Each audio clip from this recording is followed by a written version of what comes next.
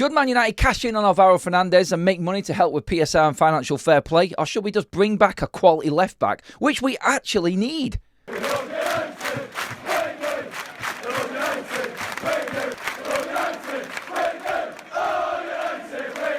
United need a left back. Alvaro Fernandez is a left back. He used to be our left back. Could we be getting him back again? Let's get into the details of what actually could happen with United and Alvaro Fernandez over the coming months. This is Forever United TV. Welcome along, everybody. Your lunchtime updates. Lots of reports going around about young Alvaro Fernandez. Yes, if you recognise the name, yes, that is the player that did get Young Player of the Year in the under-21 for Manchester United. Was told by Erik ten Hag that he was not wanted and to go and find another club, find a loan move and move away. Luckily for United, we had some nous about us and we had some people working at the club that put some clauses into the contract which saw Alvaro Fernandez move in the summer permanently to Benfica.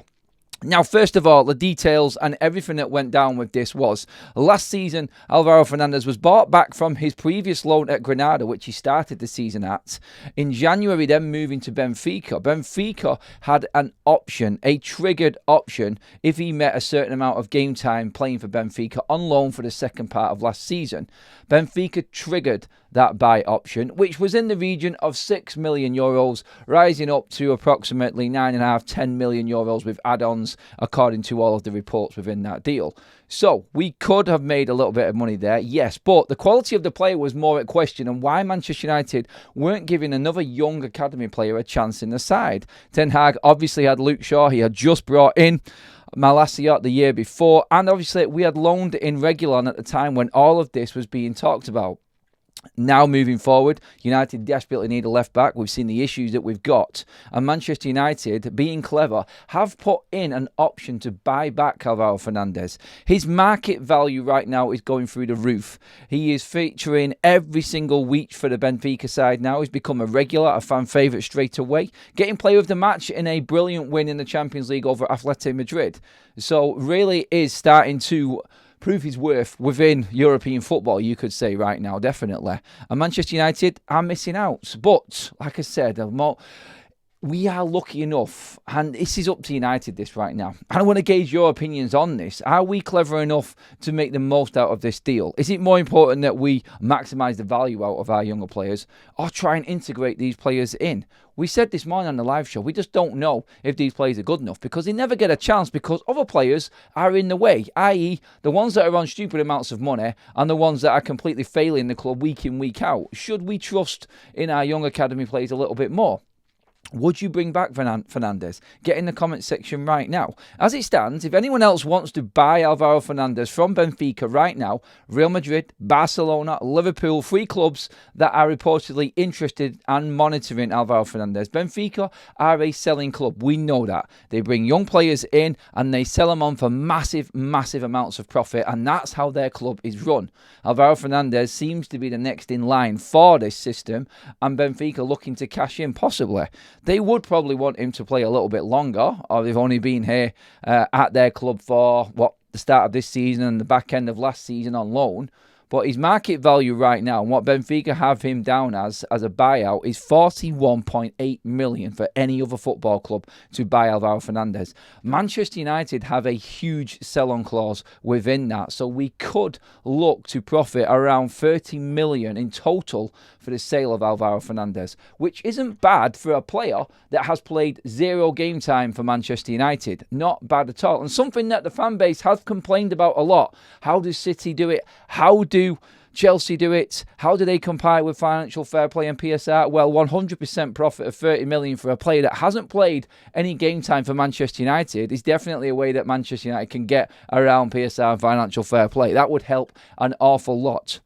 Why is it 30 million? Because we have obviously sold him for 6 million with add-ons, and we could stand to make approximately 50% sell-on off anything that Benfica is selling for any other club in Europe. So if it is 41.8 million, there is approximately another 20 million on top of the 9 that we have sold him for in the first place, because he is triggering all of the add-on clauses right now by being a regular within that Benfica team. So big money to be made there. Or do Manchester United trigger the other option. And this is where I want you to decide. And let me know in the comments if you feel like this is the better option. Make the money or this one, which is United's buyback option for Alvaro Fernandez is a measly 16.7 million. Compared to everybody else, that's more than 50% less than the market value that everybody else is going to have to pay, like the Madrids and Barcelonas of this world. United need a left-back. There is a quality left-back that we have had there. Yes, that sort of egg-on-the-face moment will be there. You sold him for 9 million, and you've just bought him back for 16.7. Yes, you're having to pay 8 million for a player that you could have actually put back into your side, put into your side in the first place, not back. You could bring him back in, like I just said, by spending that little bit more money, but you had him there. Do Ineos look at this and say, look, this wasn't a deal that was done while we were in situ and we had complete control of, so we're going to buy him back using that method that's there, and this is a cheap option for us. What are we saving more? Gaining that amount of money to help with PSR and financial fair play, which we know United are desperately in need of right now. Circumstances dictate a Manchester United season is falling off a bit of a cliff right now. And if results don't improve, we ain't going to be earning any extra money or any extra revenues in bigger competitions like we need to. So how do Manchester United not fall down the road of point deductions with PSR in the Premier League in the future? Well, we have to be clever. Is taking the money better, or is actually bringing in a player that we desperately need at left back, and we'll see out the next decade probably, fits the model of what Ineos are looking for. He will be 21, 22. We could go for him in January as well. Is it worth buying the player in and having the longevity of the player being at the club for many years to come and making money that way? Or should we desperately just try, and I say desperately because that's where my head is at in terms of trying to scrimp a few more quid off a deal here to try and help out with the situation we're in right now. Should Manchester United be looking at football matters ahead of financial matters? That's the question I'm asking you. That's the question I want you to answer in the comments below. Please make sure you have given the video a like as well. Make sure you have subscribed to Forever United TV for all your future Manchester United content. This is a really interesting one for me because I want to see where people are actually at. Did you rate Alvaro in the first place? If we're ranting and we're raving about our young academy players now, which we are, and rightly so, with what has come through, why did Ten Hag feel the need to let Alvaro go and think he wasn't good enough? Was it simply because we had the likes of Malacia, who was unknown at the time and thought to be coming back but didn't? Luke Shaw, you're praying that he actually stays fit, and having Reguilon in at the start of last season. Will all of these things actually start to play on Ten Hag's mind a little bit going forward right now? Or should we forget about Ten Hag and just say, look, this is a signing for the future, no matter who's the manager of Manchester United? This is how I want you to look at it, and get your comments in below and let me know. Should United bring back Alvaro Fernandez to the football club, or should we cash in? It's a simple question. Let me know in the comments below, give the video a like, and I'll see you all in the next video. Cheers, everyone.